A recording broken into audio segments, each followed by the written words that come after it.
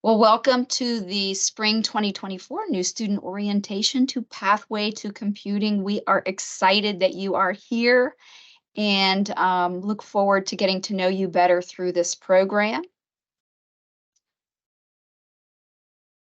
And this is our illustrious chairman of the Computer Science and Engineering Department, Dr. Sarkar.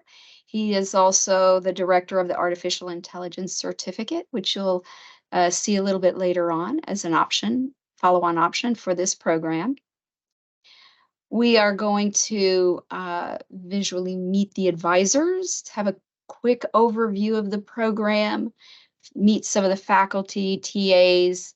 We'll look at the first courses that you're going to be taking this first 8 weeks, a few tips for the success, and then if you have any Q&A at the end, after we turn off the video recording, we'll take your questions. So Tori Ryder is our academic success coach. Many of you who are needing permits to register for courses have already interacted with him. If you have sticker shock when you see the cost of tuition because they have to do an adjustment, he's going to be the person to help you realize that, and I have a slide for that in just a minute, that what you see is not what you get. And so he will also help you do the completion process. I am the academic coordinator and help spread the awareness about these programs and give you guidance and support if you are needing quicker attention on something. I'm a good point person who can get connected with everybody. And most of you know Kevin. He is the one who helped get you in the door. So thank you, Kevin. So Pathway to Computing is a great way to build options for the future. We know the more skills you have, the more options you have, and the higher potential for higher earnings. So this is a pathway to get into the Master of Computer Science program at USF and the AI Graduate Certificate. It's important for me to point out that the MSCS has about 1,000 students or more that apply to get in, and only about 300 or 300 to 400 get in. So this is a huge benefit of the program, helps bridge you from other career or academic and career fields into computer science. And so far it's doing what it is designed to do, and we're excited about that. It can also take you over to the AI Graduate Certificate. AI is in huge demand, and if you don't have a foundation to survive that curriculum, this program will do that. And it can also help you with the MSDI degree. So this, as you know, is an asynchronous online course, and we have 4 courses in the spring that are 8 weeks, and then you'll be taking summer A and summer B courses that are each lasting 6 weeks. Tori should have sent you, once you got admitted to the program, a link to help you get into Canvas and get oriented with how Canvas works. And in case he's late or is not able to be here, he is the one working on fee adjustments. They are in process. If you've already registered for your courses, that'll trigger that adjustment process. So your tuition should be around $51.20, which is about $6.40 per credit hour. So important dates for this spring. This Friday is the last day to register without a penalty for late registration. January 8th, which is Monday, is when classes begin. And your first 8-week term ends March 1st. So the important date, next Friday, fall drop add period ends. So if you need to drop a course before that, if you need to drop a course, it needs to be before that. Another important date for those of you who are definitely targeting the Master's in Computer Science, the priority deadline is February 15th. And I have a video that I can send you that will give you all the steps and all the things that you need to do before February 15th. There is a June 1st deadline after that. If you can't either make up your mind if that's really what you want. It is only a $30 registration or application fee. So there are some advantages as far as registration. If you do the, yes. For applying for MSCS for the fall 2024 semester. Right. It is for the fall. So if you want to start, which you can start in the fall, but you need to make sure you apply prior. If you can't make the February 15th, you have the June 1st. So the second week term is from March 4th to May 3rd, and then you have spring break sandwiched after that, or in there. So this is the flow chart of the courses. One of the things I like to point out in this diagram is that all of these lines, which are course dependencies, this is Computing Essentials, that's your Python class. What you learn in here, you're going to be using in C programming, data structures, object-oriented programming. So we want to make sure in data structures, you will have to use that in order to complete the curriculum and algorithms and so forth. So make sure that you, it's like building, these are all building blocks, and stay on top of reviewing your previous courses.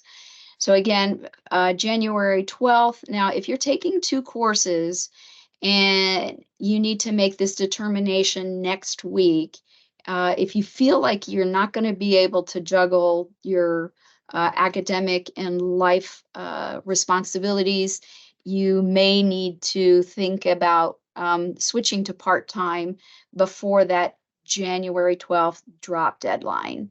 Otherwise, you are likely to incur financial penalties after that date.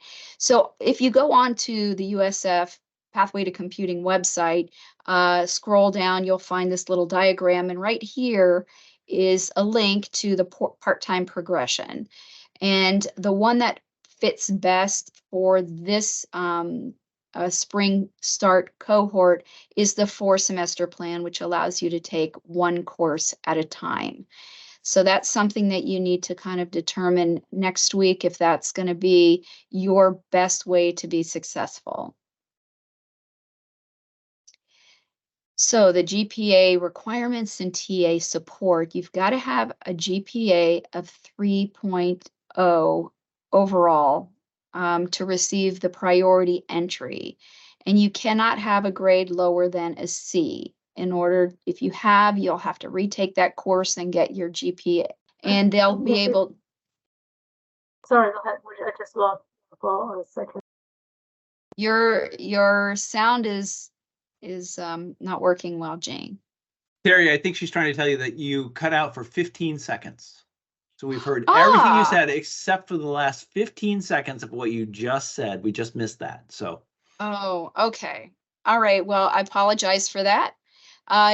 So you need to have a GPA, overall GPA average of all your courses, 3.0. No grade lower than a C. We have teaching assistants available, and please use, early and often as you go through the program. And if you are looking to get assistance from the professor, they are also there to help you. And their contact information and hours are in the syllabus. Policy on academic dishonesty. So each professor has their policy on their syllabus, and it's the student's responsibility to review the policy so you don't engage in behaviors that could lead to dismissal. Of course, you're here to learn, and doing your own work is the best way for that to happen. So let's meet the faculty. We have Dr. Anderson, who is going to be your professor for Computing Essentials, and Dr. Wang, who is the director of Pathway to Computing, and she is also your Discrete Structures Essentials professor. And I'm going to turn it over to our first course, that is Computing Essentials, and I'm going to turn it over to Dr. Anderson. Thank you very much, Terry. I greatly appreciate it. So it gives me a chance to talk about the very first course that you have in the Pathways program, and it's COP 5008. The course really has one fundamental thing that we want to do. We'd like to teach you how to program in the Python programming language. As Terry laid out for you, Python is a computer programming language that you'll then go ahead and use, and I think two additional classes in the Pathways program. So it's very important to me that you get a good chance to get a solid foundation in the language. Now, going into COP 5008, I make no assumptions about what you know about computers or what you know about programming. All right, so we're going to start at ground zero and we're going to build up from there. And if I do my job correctly, hopefully, by the end of the semester, you'll feel comfortable with Python, right? So if somebody gives you a programming challenge and says, hey, code this up, you could sit down and you could write a Python program that would solve whatever that particular problem was, right? So if I can get you to that spot by the end of the semester, then I will have done a great job of preparing you for the other courses that you'll have in the Pathways program. Terry, off to you.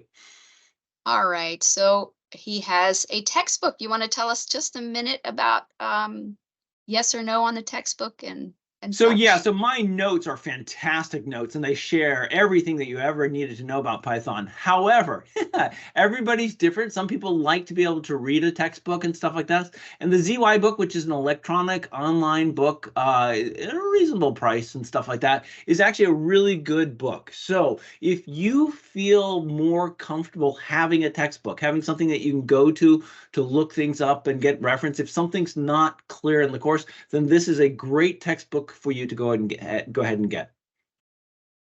All right. So recap.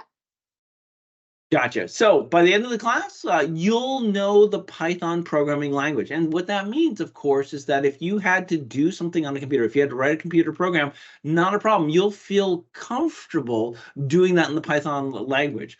You'll be able to process data files as input. So that's fabulous. So, you know, where do we store computer data? We put them in files. In a Python program, you'll be able to open up the file, read the data in, and then do fabulous things with that.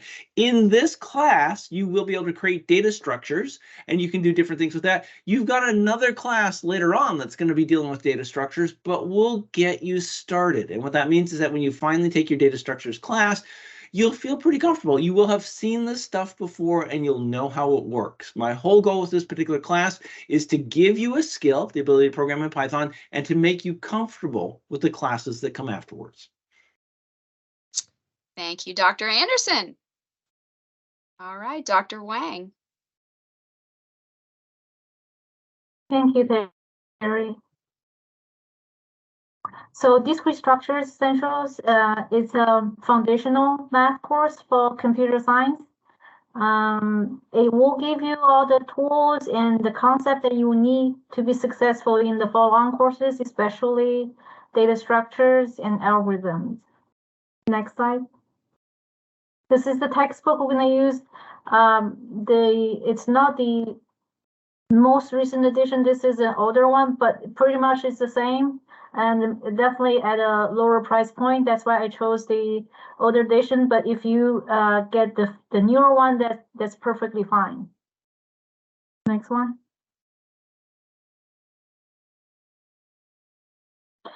These are the topics we'll cover: logic, logical proofs, sets, mathematical induction. What I'm doing this semester that's a little different is every module, when you go onto Canvas, every module I have a difficulty level for each module. So you have a idea how much time you will need for each week. So just look for that, the number of stars for each module. We'll talk about recursion, counting, probability, graph, and trees. And that's all for me. Back to you. All right. All right. So your next two courses will be data structures and C programming. You'll see Dr. Zach Beasley on the videos, but your professor will be Dr. Isabella Hidalgo. And then for C programming, you'll have Dr. Alessio Gaspar. Alessio is here. Ah, he is. Good. All right. Dr. Gaspar, talk to us about C programming. Hi. So the C programming class is going to pretty much be your second programming class in this pathway curriculum. We are going to take whatever you learn with Python, and we are going to try to take actually a look under the hood, so to speak. We want to go into a little bit more detail, so you are going to meet the same concept that James covered with you, loops, list, etc. But we are going to examine them with a different programming language that is a little less user-friendly, a little less programmer-friendly, okay? The C programming language has this advantage that it's really performant. It's really used when you have like to develop in embedded devices type of scenario or with operating system goals in mind. But it is a little bit more, how to say, trusty of the programmer to know exactly what they are doing. So you are going to be in control of that language. You are going to learn a little bit about what happens under the hood, how things are working, and hopefully you are going to get your basis in programming strengthened by this experience. Super. Thank you. Do we have Dr. Revilla or Kat Khoury on the line? No. Okay, so you'll be taking object-oriented programming essentials during the summer session A and computing systems essentials with Dr. Kat Khoury during that same time in the summer. And then your final two courses, Dr. Hendricks will be here for algorithms essentials and Dr. Christensen for network essentials. So you will have different TAs for different courses. Zachary Hinnon just got his PhD, so he will be your computing essentials. So Zach will be the TA for the summer, but the school will be the summer semester. Okay. Yes, yeah, will Okay. be the TA for computing essentials. Okay. Yeah, you can ask there to say a few words if you want.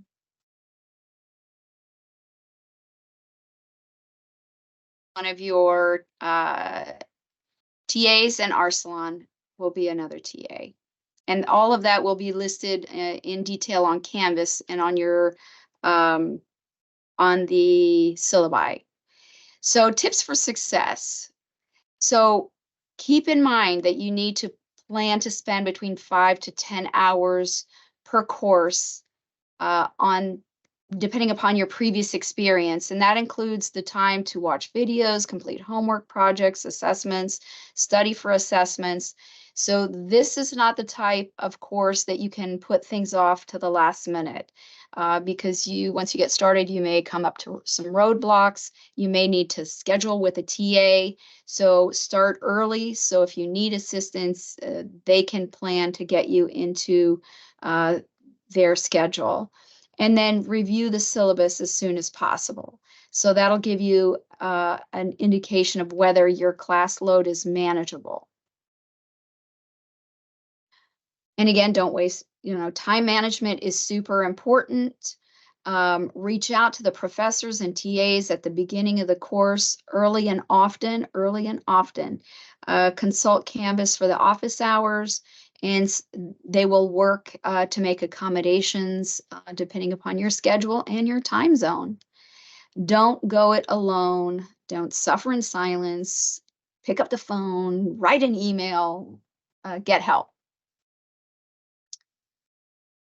And if you have something in your work or personal life that's preventing you from completing something on time, you need to reach out to the professors in advance. So email them and give them a heads up of what your challenges are, and they will try and work with you. Check out online resources, ask your professors and TAs for websites that are particularly helpful for the curriculum that you are working on. And if you're not getting a timely response from your TA or professor, which doesn't happen, you can give me a call. This is my Google Voice, or actually that's my work number, and or send me an email. Either one, I usually have a pretty quick turnaround time. So you need to persevere. Don't give up when things get rough, because it is a challenging curriculum, and that's why it's so well paid. You need to have your focus on the goal, be attentive, make sure to learn to take breaks, do your self-care, don't let stress bottle up, talk to your TAs, your classmates, and be okay that you won't learn everything at once. Sometimes it takes a little while for that to sink in, but eventually, I had one student say the fourth time I worked through this problem, it finally clicked for me. So everybody's learning is different. And we did send out multiple times the math reviews in Khan Academy. So courses haven't started yet. If you are unsure of your high school algebra skills, then you're going to want to take a look at those units on Khan Academy. So coming soon, I will be asking to meet with you either on Teams or on a phone call to touch base with you in between weeks 3 and 5. We'll send out a quick survey to see when TAs, you want TAs to be available, and they'll try and work around that. We will try and put together. Can you introduce one of the TAs here? Introduce her to the students. Okay. Did anybody else understand that? Yeah, there's a mic. There we go. So they'll be posting the TA hours. And for those of you who are interested in wanting to apply to enter the master's in the fall, there's a video that we did with the fall cohort, and I can send that out to you. That'll give you the steps. It is a pretty quick turnaround. Remember, that deadline is February 15th, but it is doable.